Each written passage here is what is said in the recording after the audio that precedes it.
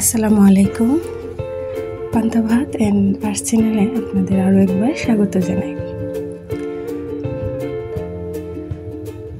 আজকে আপনাদের সাথে খুবই সিম্পল এবং ঝটপট করা যায় এমন একটা রেসিপি শেয়ার করব। এটা হলো ভুনা খিচুড়ি রেসিপি। আর এখন আপনারা বলবেন ভুনা খিচুড়ি তো সবাই করতে পারে, এটা আবার শেয়ার করার কী হলো? আসলে তা না, এই রেসিপিটা অনেক ইনস্ট্যান্ট তৈরি করা যায়, মাত্র 15-20 মিনিটের মতো এটা লাগে, সময় রেডি করা যায়। অনেকে শর্ট নোটিসে ব্রেকফাস্ট তৈরি করতে হয় বা একদম হাতে কম সময় থাকলে ঝটপট এটা ইজিলি বানানো যেতে পারে। তাই ভাবলাম অনেক বিজি আপুদের এটা কাজে আসতে পারে। আর তো শুরু করা যাক।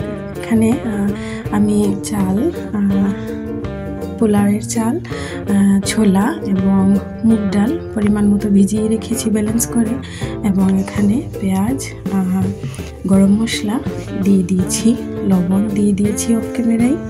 এখন আমি একটু পরিমাণ হলুদের গুঁড়া, একটু পরিমাণ মরিচের গুঁড়া, একদম মরিচ না দিলে এটা কেমন যেন খেতে ভালো লাগে না, তাই আমি একটু মরিচ ইউজ করি, মরিচের গুঁড়া। আপনারা যদি এটা স্কিপ করতে চান তাহলে করতে পারেন, সমস্যা নেই, মরিচের তেমন কোনো ভূমিকা নাই এখানে। এখন আমি পরিমাণ মতো পানি দিয়ে দিয়েছি। এই যে চাল আমি ব্যবহার করেছি এটাতে পানি অনেক কম লাগে, পানি অনেক কম খায় এই চাল, তাই আমি পানি অনেক কম দিয়েছি, দেখতেই পাচ্ছেন। এখানে আমি লং এবং গোলমরিচের গুঁড়া সামান্য পরিমাণে এড করেছি, বেশি দিইনি কারণ এখানে খিচুড়ির পরিমাণটা কম।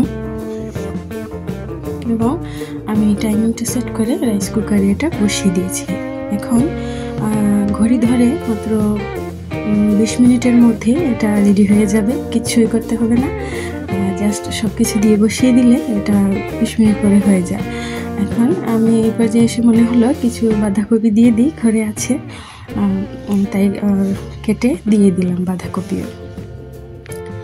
আর আপনারা যদি রাইস কুকার ঘরে নাও থাকে, এটা চুলায় রান্না করলেও 20 মিনিটের বেশি লাগে না, একদম কম সময়ে এটা রান্না হয়ে যায় এবং খুবই স্বাস্থ্যসম্মত থাকে, যেহেতু অনেকগুলো আইটেম থাকে এতে, তো পেটও ভরে যায় আর অনেক কম সময়ে রান্না করা যায়, আমাদের জন্য আরাম আর কি। এখানে আমি ধনেপাতা রেডি করে রেখেছি কেটে দেওয়ার জন্য। এই তো 20 মিনিট পরে আমার ইনস্ট্যান্ট ঝটপট ভুনা খিচুড়িটা রেডি।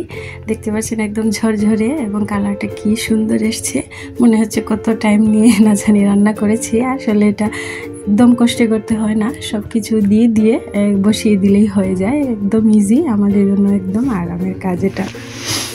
তো চলুন, খাওয়া দাওয়া শেষ হলো, আজকে আপনাদের আমার সাথে একটু বেড়াতে নিয়ে যাই, আপনারাও একটু দেখেন কানাডার ভিউজগুলা।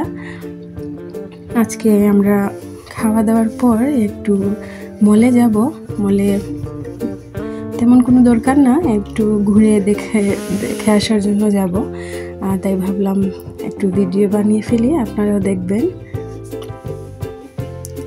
এই তো এটা হচ্ছে কানাডার বড় বড় মলগুলোর মধ্যে একটা, খুবই বড় ছিল এটা এবং খুবই সুন্দর ছিল,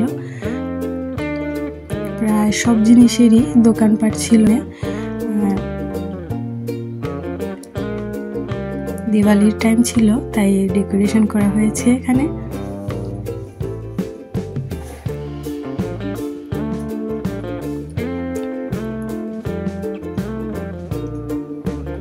মলটা অনেক বড় ছিল, অনেক বেশি বড়, আমাদের বাংলাদেশের মলগুলোর তুলনায় অনেক বেশি বড় ছিল এটা।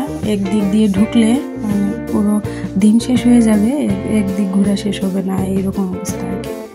তো যাই হোক, আমরা এই মলেই পুরো দিন কাটিয়ে ফেলেছিলাম, ওইটা দেখতে দেখতে। প্রায় সব জিনিসই আছে এখানে, সব জিনিসই কিনতে পাওয়া যায়, সমস্যা হয় না। কানাডার এই একটা জিনিস আমার অনেক বেশি ভালো লাগে, সেটা হলো এখানে ওয়ার্ল্ডের প্রায় সবগুলা কান্ট্রির মানুষই আপনি দেখতে পাবেন, যে কোনো কান্ট্রি সীমাবদ্ধ নাই, ইন্ডিয়ান পিপল একটু বেশি, কিন্তু পৃথিবীর প্রায় সব কান্ট্রির মানুষই এখানে আছেন।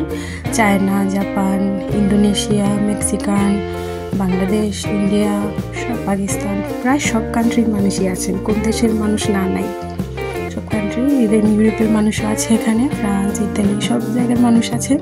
তো আপনি ঘর থেকে বের হলে কি হয়, বৈচিত্র্য, কালচার দেখতে পান, সব কান্ট্রির মানুষগুলা কেমনভাবে আছে ওইগুলোও দেখতে পান।